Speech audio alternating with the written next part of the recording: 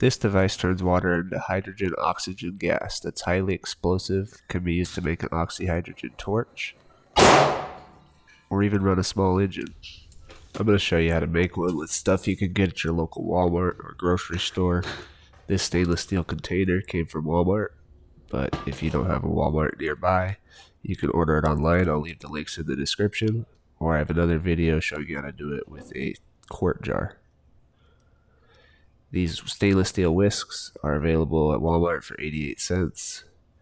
You just need to clip this top piece off, and this tube right here, you need to cut a hole that size in the top of your container, and that's going to be your gas exit from the generator.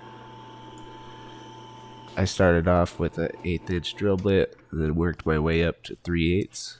You can either do 3/8 and then ream it out a little bit, or 1/2 inch. And 1/2 inch will just have a little bit of play, and then you'll seal it up with some epoxy. You can solder it in, but you need tin silver solder, and I tried regular tin rosin core solder and that didn't work. Maybe I just needed some flux. Once you get your hole drilled, if you do 1/2 inch, you'll be ready to insert it and seal it up. If you do 3/8, you'll need to ream it out, either with your drill bit, working it around a little bit, or with some other method like this Dremel tool.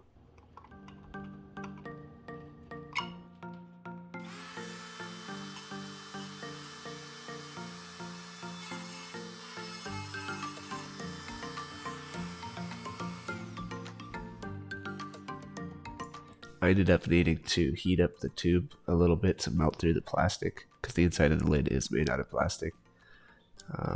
If you used your 1/2 inch drill bit, then this won't be a problem for you, and you can always just use your 3/8 drill bit and work it around a little bit to open that up, so you don't have this problem. The torch isn't necessary.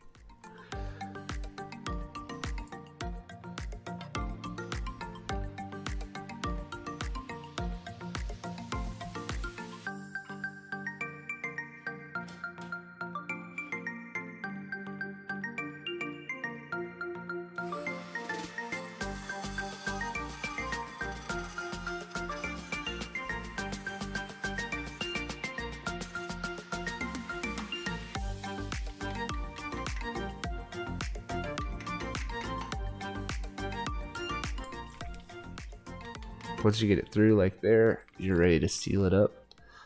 I'm going to show you what kind of epoxy I used, because I tried a 2-part epoxy, like an automotive epoxy that I'm used to using, and the potassium hydroxide water combination actually kind of dissolved it into goo almost, and it was fully cured. It's the first time I've seen that happen. Right here I'm trying to solder it with some regular rosin core solder, and it just wouldn't stick. Now, the bottom side of this lid is made out of plastic, so if you are going to solder it, you should probably use a soldering iron and not do what I'm doing here with the torch.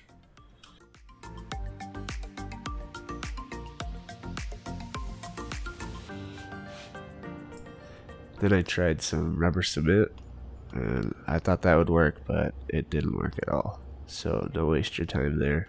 What I used was an epoxy paste, or an epoxy putty, and I'll leave links to everything you're going to need down in the description.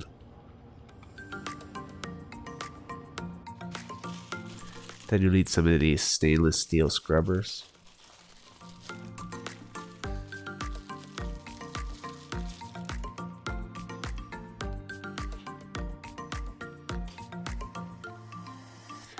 Go ahead and roll the scrubber out a little bit, and then stuff it into your whisk.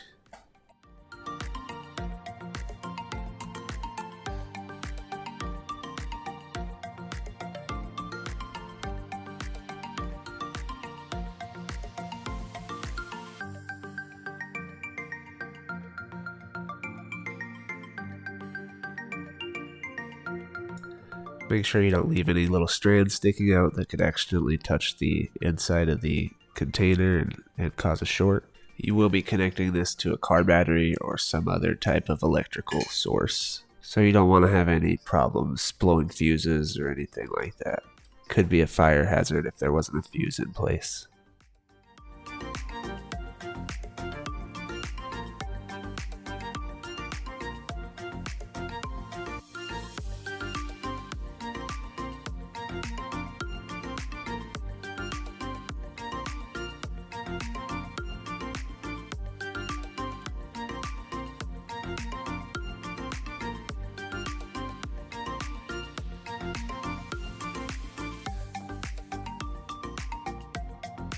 So I'm kind of having trouble screwing down the lid, and that's because the whisk is actually touching on the bottom, so that would cause a short.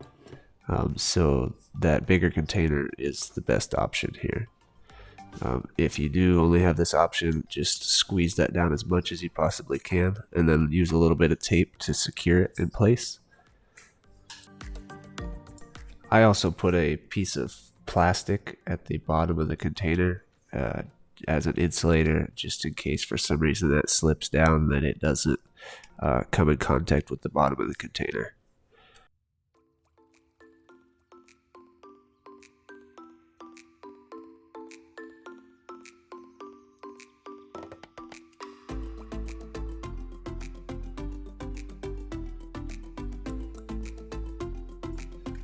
When you do this, you want to make sure that you don't go too far up with the tape, because the whisk needs to come in contact. The metal needs to be in contact with the metal tube right there on the container lid. So what you just saw there, I had to redo the tape so that it wasn't insulating that from connecting with each other. Right now I'm adding the potassium hydroxide, and I'm actually using way too much. You don't need that much. I read that it works best at like a 20% ratio to water, and I'm actually only going to fill that water up about halfway, so that was really almost like 50% or so. So that was way too much.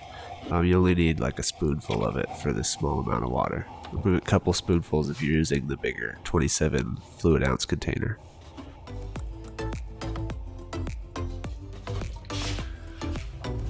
There's that piece of hard plastic I was talking about that's going to be our insulator.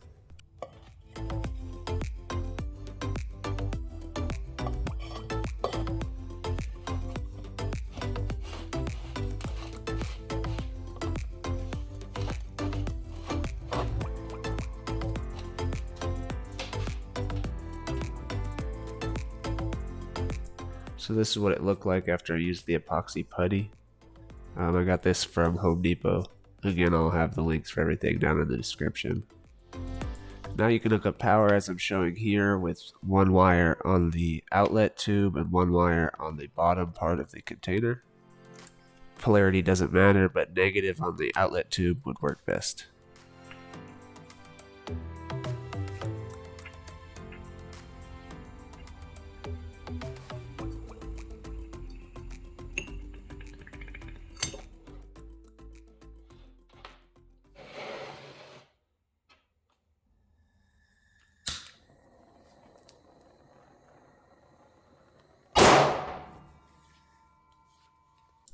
Thank you guys for watching, and please be careful when you do this. You can really hurt your ears if you're not using earplugs or earmuffs. You should be using both, because I hurt my ears, rang my ears with earplugs in. Make sure you wear gloves, because if you get it on your skin and it stays on there for some time, it will burn you. If you get it in your eyes, it can cause blindness. So please just be very careful when you're doing this.